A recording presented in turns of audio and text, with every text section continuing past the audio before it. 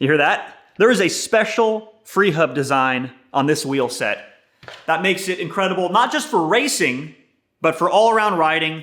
There's a lot of features I love about this wheel set. So we're gonna dive into it, and we're gonna talk about what separates this from the others, including the price. Hang in there.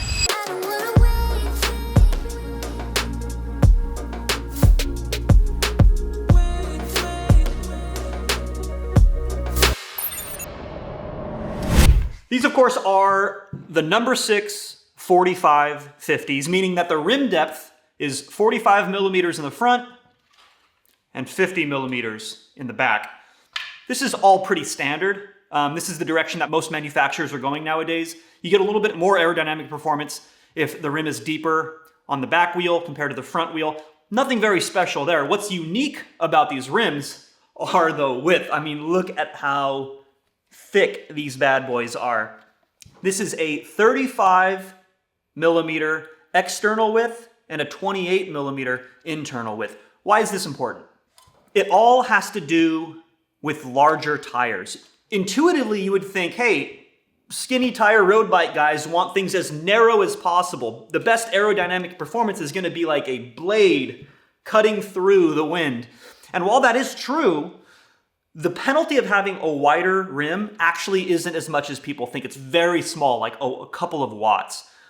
What you get in return with higher volume tires like this, these are mounted with 30s, is first, you get a better aerodynamic profile. You notice how the interface between the tire and the rim is very smooth. So you get this laminar flow of air across the front wheel, which obeys the rule of 105 and we know is very aerodynamic. But the real benefits are in the tires. Higher volume tires do a few things for you. Number one, they're just a more comfortable ride. Like when you have this higher volume, you can run it at lower pressure and you're just not gonna feel that road chatter as much. That's cool. But performance-wise, let's talk about cornering, because that's really important with high volume tires. At lower pressures, higher volume tires are going to have a larger contact patch. The contact patch is that area of the tire that is in contact with the ground at any given moment. And if you think about what we're doing, especially in crit racing, when we're cornering, high-speed corner like this, a larger contact patch means you have much better grip, a lot more confidence in the corners. You can take corners at a higher rate of speed without concern of washing out, especially when the roads aren't great quality. And then finally, rolling resistance. This is another counterintuitive thing. Unless you're rolling across a perfectly smooth surface like my desk here, like a velodrome, you want lower pressures. Again, it's really weird. It's not intuitive, but lower pressures, higher volume tires are going to be like little shock absorbers for all of that unevenness and texture that you're going to find actually on the roads that we ride and race on. So you're going to have a better rolling resistance experience, more aerodynamic, better cornering. The magic here on these wheels is in the tire and the width. But let's start working our way down towards the hub, starting with the spokes. The special thing about the spokes is that there is nothing special about the spokes. We've learned, based on my last video about wheels, that these proprietary ultra thick bladed spokes are like the ones that are welded and underneath a rim bed that you can't remove. All of that is just marketing. It doesn't actually increase the performance of the wheel set. These are your standard bladed carbon spokes. And I'm grateful for that because this is the trend that most manufacturers are going now. If you break one of these, it's easy to maintain, it's easy to deal with. That's all I really need to say about the spokes. Let's talk about the hub next. But first, a message from today's video sponsor, ZocDoc. Finding the right healthcare provider is crucial, especially in a high-risk sport like cycling. Let's be honest. Whether you've had an accident during a race or you just need a routine checkup, the last thing you want is to waste your time searching for a doctor. You need someone who understands your needs, accepts your insurance, and can see you soon without the hassle. I got incredibly lucky, guys. The first time I broke my collarbone, I was not prepared. And within like 3 days, I found a doctor with availability, which is unheard of. I've heard of other cyclists going weeks with like loose bones in their shoulder, looking for an orthopedic surgeon to put them back together. And that's why I'm excited to introduce ZocDoc, which is a free app and website that makes it simple to find and book high-quality in-network doctors, whether you need a general practitioner, an orthopedic surgeon, or even a physical therapist, ZocDoc has you covered. You can filter by expertise, by location, by insurance coverage. You can even read reviews from other patients to ensure that you're getting the best possible care. So check out the link in the description. That's ZocDoc.com/NorCalCycling. Now back to the video. There's some more magic going on in the hub, and it starts with the actual cartridge-style bearings, which are ceramic. I like cartridge-style bearings. Ceramic is cool and all. They could be steel. I think they're a little bit lighter. But really, the magic is in the free hub design. Now, if we pop this off...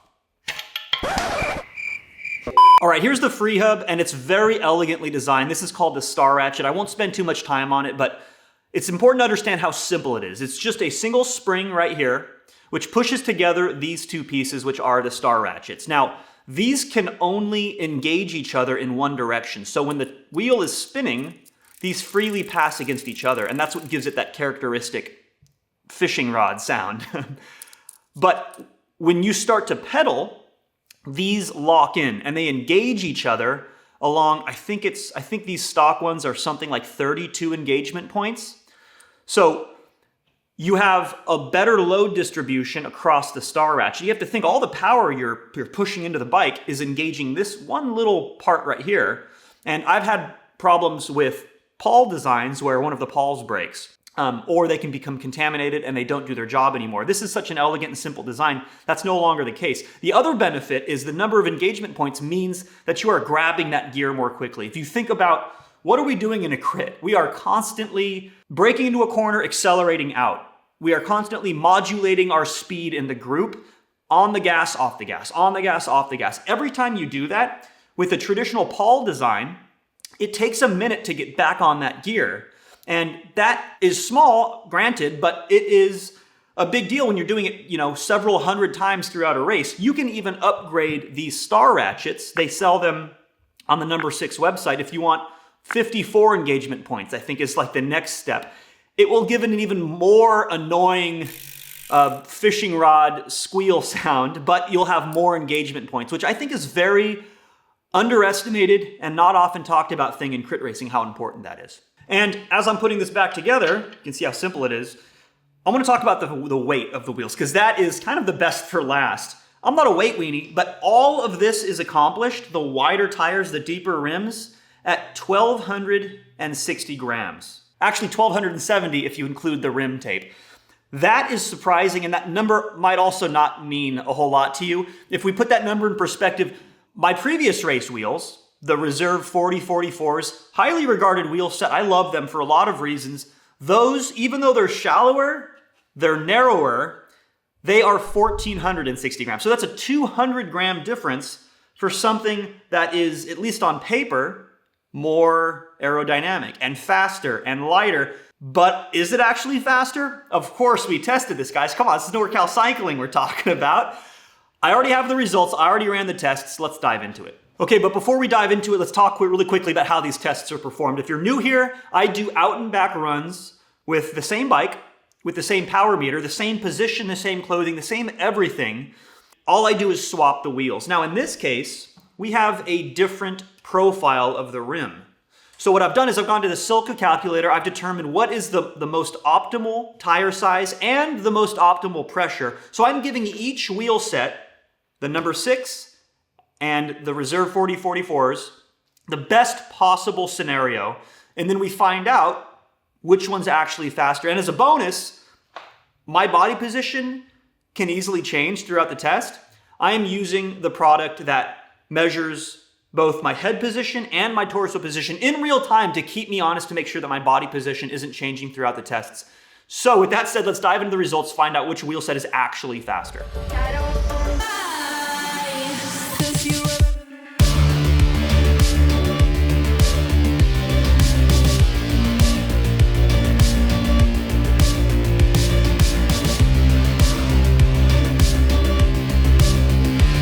And the results, which I've pulled up on the screen here, and I have notes in front of me, is not very impressive. They're about the same. Technically, the number 6s performed a little bit better. 12:08, 12:23, 12:21. It looks like the course was getting a little bit slower. The first and third runs were both on the number 6s. So you can see that we lost about 13 seconds of speed. So I'm gonna chalk this up to about the same performance-wise. But you guys know aerodynamic performance isn't where the story ends, right? First of all, 200 grams is 200 grams. So you are going to be faster on the climbs because you're fighting gravity. That's just a no-brainer. But let's talk about accelerations also. You are going to be faster accelerating. We talked about how important that is in crit racing. You're accelerating out of every corner. Force equals mass times acceleration. For the same amount of force, you can accelerate faster with lighter wheels. That's pretty cool.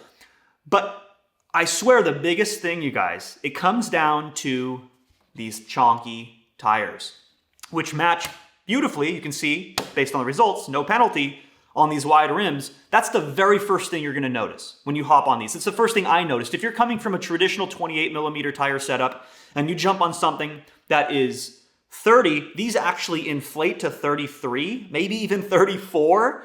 You are gonna feel like you are on a mountain bike all of a sudden. It's a pretty shocking difference. So the ride comfort is there, but then like I said before, you are just gonna feel confident in the corners. It's gonna feel a lot better than coming from the chattery 26s, 24s, God forbid 23s that we used to run. So that's probably my biggest thing that you guys would notice when you hop on this. It certainly was the biggest thing for me. Okay, so wrapping things up, the number 6 4550s are a super light wheel set with an aerodynamic profile.